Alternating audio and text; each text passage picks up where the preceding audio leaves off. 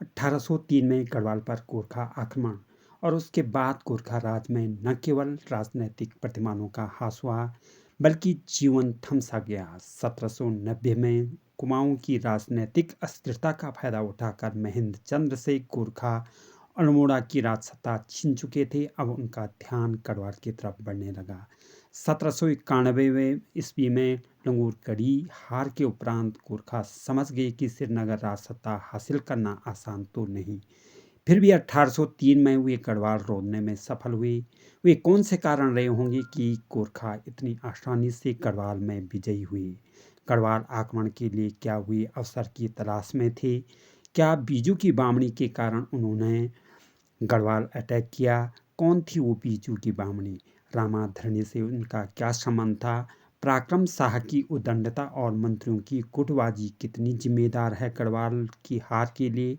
आइए ये जानने का प्रयास करते हैं इतिहास के पन्नों में दर्ज अवसरवादी उन घटनाओं का जिन्होंने युगांतकारी परिवर्तन को जन्म दिया।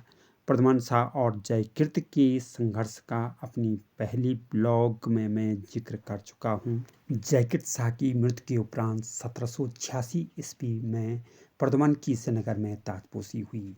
अब प्रद्युम्न अखंड कुमाऊं गढ़वाल का शासक था। पराक्रम शाह खुद श्रीनगर में सत्तासीन होना चाहता था, इसीलिए उसने कुमाऊं में पहले मोहनचंद्र तत्पश्चात उसके पुत्र महेंद्र चंद्र का साथ दिया। हर्षदेव जोशी कभी इसे सहन न कर सके और गोरखाओं से मदद की ऐतिहासिक भूल कर बैठे।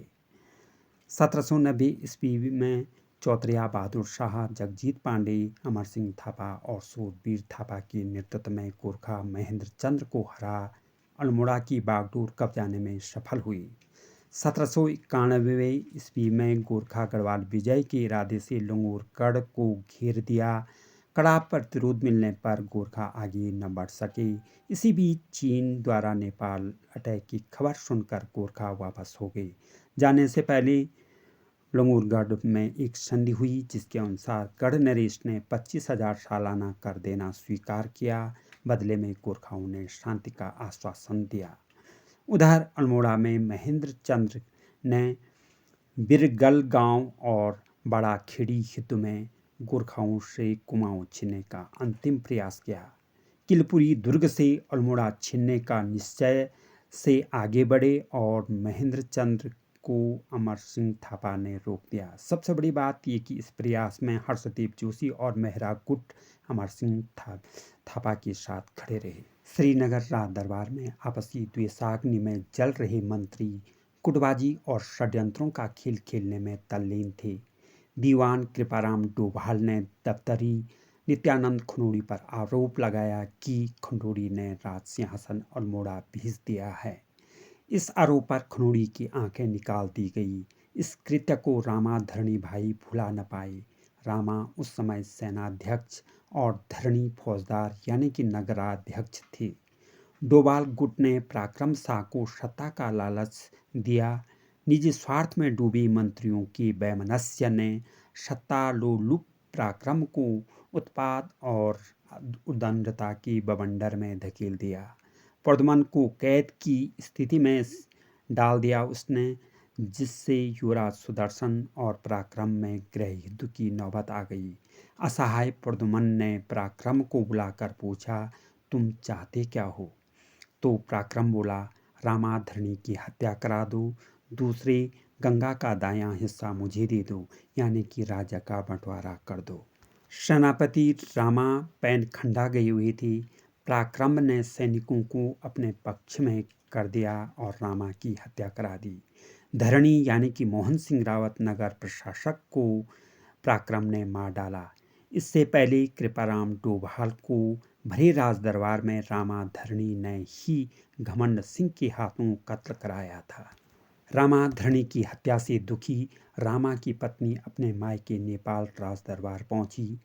रोती बिलखती बीजू की बामणी ने रामा धरणी की निर्मम हत्या का वृत्तांत राज दरबार में सुनाया।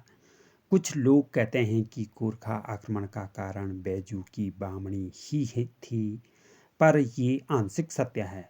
वास्तविकता यह है कि गोरखा उचित अवसर की ताक में थे।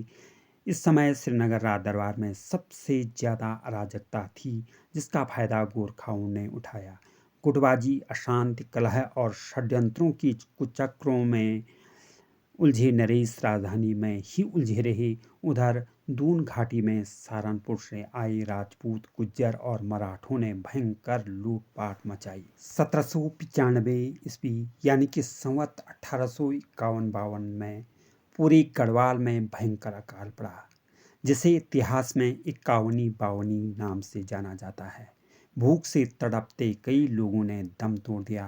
प्रकृति का कहर अभी बाकी था। 1803 को 1 सितंबर मध्यरात्रि एक विनाशकारी भूकंप ने प्रलय का ऐसा तांडव मचाया कि मात्र 25% लोग ही जीवित बचे। रिएक्टर पैमाने पर 9.00 तीव्रता वाले इस भूकंप ने गढ़वाल का इतिहास और भूगोल दोनों बदल कर रख दिए। गढ़वाल को चारों तरफ से आपदा, आतंक और कलह में उलझा देख अमर सिंह थापा, हस्तिदल चौतरिया, रणधीर बंसियात और भक्त थापा गोरखाओं की एक बड़ी सेना लेकर गढ़वाल की तरफ बढ़े। श्रीनगर में ज़्यादा प्रतिरोध नहीं हुआ। एटकिंसन ने लिखा कि राजधानी में मुश्किल से 1000 सैनिक रहे होंगे। बाकी की सेना रामगंगा पार, तराई, सीमा चौकियों पर तैनात थी। प्रद्युम्न शाह अपने परिवार सहित गंगा पार उत्तरकाशी की ओर बढ़े। गोरखाओं ने वहां भी उनका पीछा किया। उत्तरकाशी बड़ा हाट में 1803 को गढ़वाली रणबांकुरों ने गोरखाओं का कड़ा प्रतिरोध किया।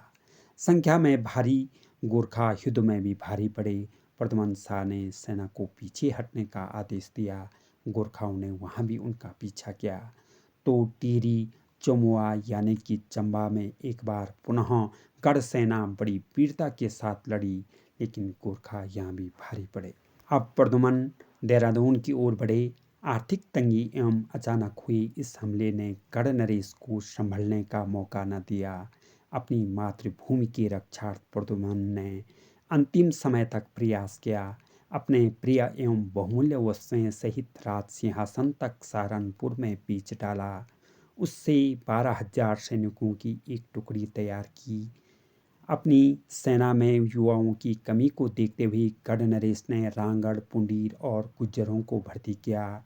लांडोर की गुज्जर राजा राय दयाल सिंह की मदद से प्रद्युम्न देहरादून के पास खुरबड़ा के मैदान में अपनी मातृभूमि को गोरखाओं से मुक्त कराने के अंतिम प्रयास के उद्देश्य से आ पहुंचे। गढ़ सेना अपने से दुगने गोरखाओं से बड़ी वीरता से लड़ी। खुरबड़ा की समरभूमि ही गढ़ नरेश की मृत्युशैया बनी। इस ऐतिहासिक युद्ध में पराक्रम प्रीतम और युवराज सुदर्शन उनके साथ रहे। 14 मई 1804 को गढ़वाल के अंतिम स्वतंत्र राजा और कवि गढ़वाल कुमाऊं की संयुक्त रूप से शासन करने वाले नरेश प्रद्युम्न शाह का राजतंत्र और जीवन दोनों समाप्त हो गया। खुरबड़ा युद्ध के बाद पराक्रम हिंटूर चला गया। प्रीतम को गोरखा बंदी बनाकर काठमांडू ले गए। युवराज सुदर्शन और देवी सिंह को ब्रिटिश राज में ज्वालापुर पहुंचाया गया। 1804 ईस्वी में अमर सिंह थापा और उसके पुत्र रणजूड़ थापा ने गढ़वाल और कुमाऊं का शासन अपने हाथ में ले लिया। मौलाराम ने अवसरवादी प्रवृत्ति दिखाई और हर्षदेव ने विश्वासघाती। दोनों को गोरखाओं ने पद देकर विभूषित किया। 1804 में स्वतंत्र गढ़वाल राज्य की पराजय युगांतकारी घटना थी और दुखद भी।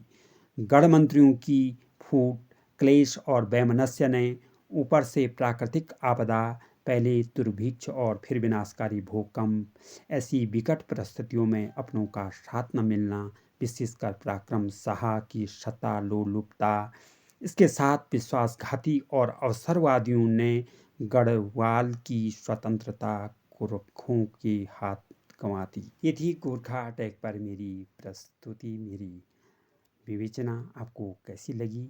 उम्मीद है कि आपको अच्छी लगी होगी। मेरे साथ बने रहें। धन्यवाद।